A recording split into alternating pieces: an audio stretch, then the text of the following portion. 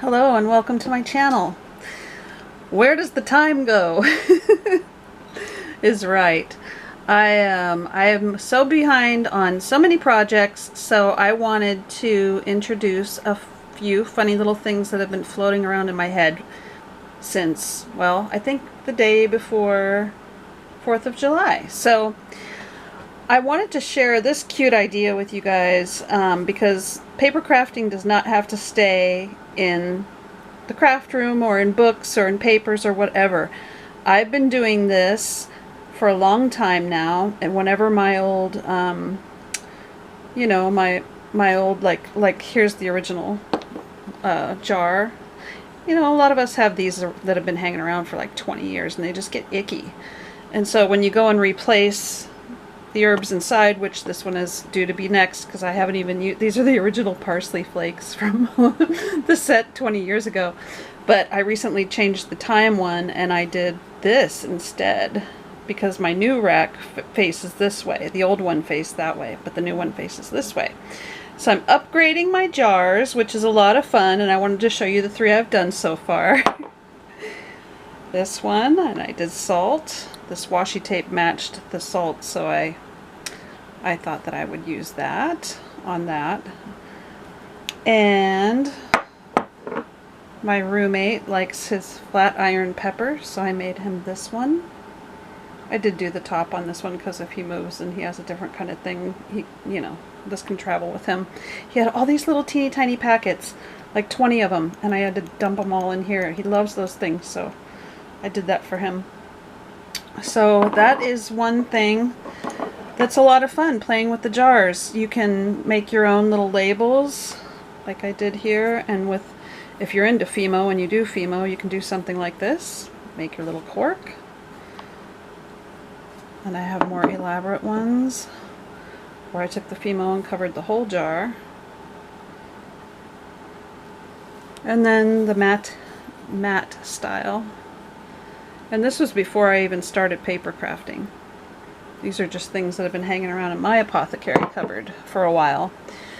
So that's the first portion. I wanted to share the apothecary jars with you. And then the second portion is as far as introducing the hashtag Ketchup in July. I wanted to actually do this on July 4th, but time got away from me yet again.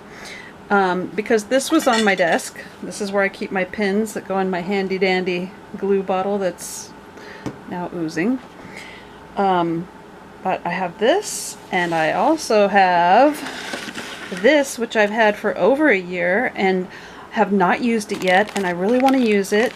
It's, you know, with the wax seals. I have, of course, the moon and stars, and I have the tree. And I've been wanting to use these for so long, but I just didn't know what to do with it. And this reminds me of, you guessed it, ketchup. So I thought, why not introduce Ketchup in July with a few projects I'm going to be doing with my ketchup-y things here on the table.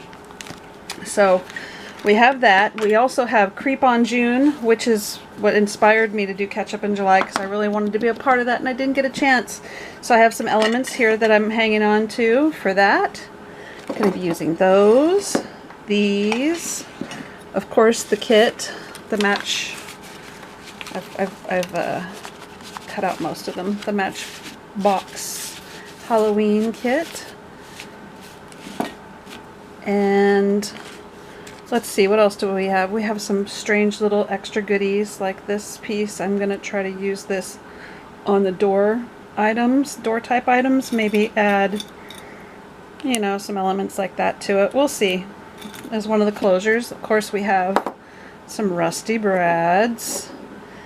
And I have some extra papers. These are all the ones I'm including that I'm going to be doing from Tracy Fox's Matchbox Minis, Halloween Mega Matchbox Minis. Such a beautiful kit. Absolutely love it.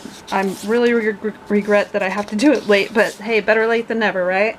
So these are the ones that I'm actually going to be using in my projects. So I didn't print them all because you'll notice there are a few missing, like just the black and white images, not using those, or the tombstones, or any of that stuff. I was hesitant on this one because there's just a few elements in this I'm going to use. And I want to make a few small books because I do have a case that I'm going to be adding a lot of these elements to, and I'll show you that when it's done. I have two things. I have a dresser and a cabinet, curio cabinet, that I'm going to be redoing for this. And so we can get a head start on Halloween stuff. And I've also got some papers that aren't in the kit that I will be using as well. These are leftovers from past projects. I really like these, so I wanted to include these. These are two pieces from a 6x6 Halloween kit that I had. Or paper pad, I mean. Sorry.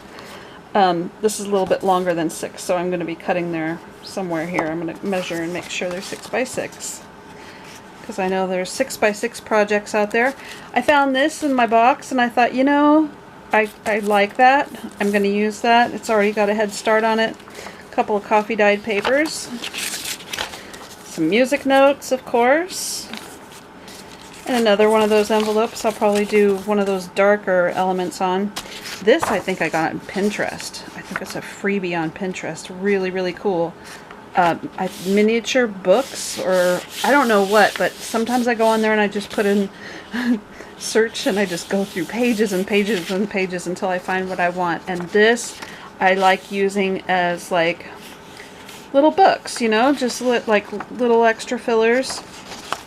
So I printed that out, and got some freebies last year, and I don't know what my printer was doing, but it would not print them, but it did do this, and I thought, how cool, wicked cool is this?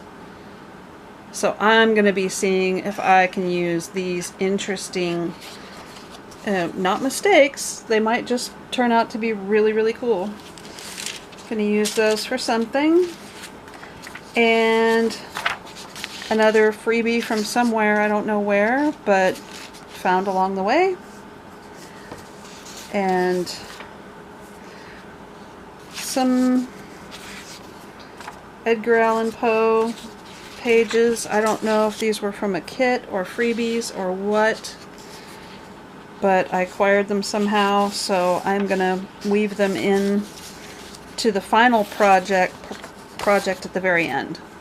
So we have a long ways to go. I have a lot of stuff to do to catch up, so we'll be doing that now. And then I also, if I have time, I'm going to try my hardest to make time for both projects this month. The other one being How Boho Can You Go? And I'll just give you a sneak peek of what I have put aside for that so far, because it's really pretty. This beautiful piece of material from India. You can see the gold on it, the gilding.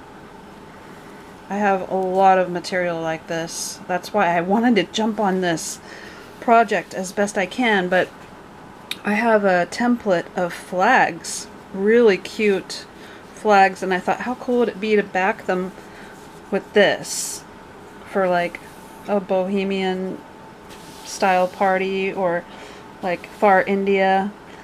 And I also have another thing that I would like to share too, as far as that goes. You know those incense boxes, those wooden boxes that have the little holes in them? Well, I'll show them on the next video because that's going to be a continuation of this one. But I want to use that as the spine of a book. And I have 3 of those boxes and they're falling apart. So, or one's falling apart. The other 2 are good, but I can take them apart and make them into books. So I've been thinking about doing this for a while anyway. So anyways, that is my introduction to Catch Up in July. Hopefully we can do that. I've finally had some time open up, so we'll go from here. And I'll show you what I'm going to be doing with this cabinet. Da da da da. I'm going to take pictures before and after. I'm going to be cleaning these doors off and lining this, backing this.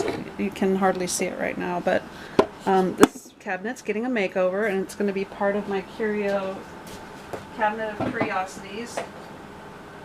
And yeah, so that's that. That's where we are. All right, have a great day. Thank you for watching, and craft on, guys.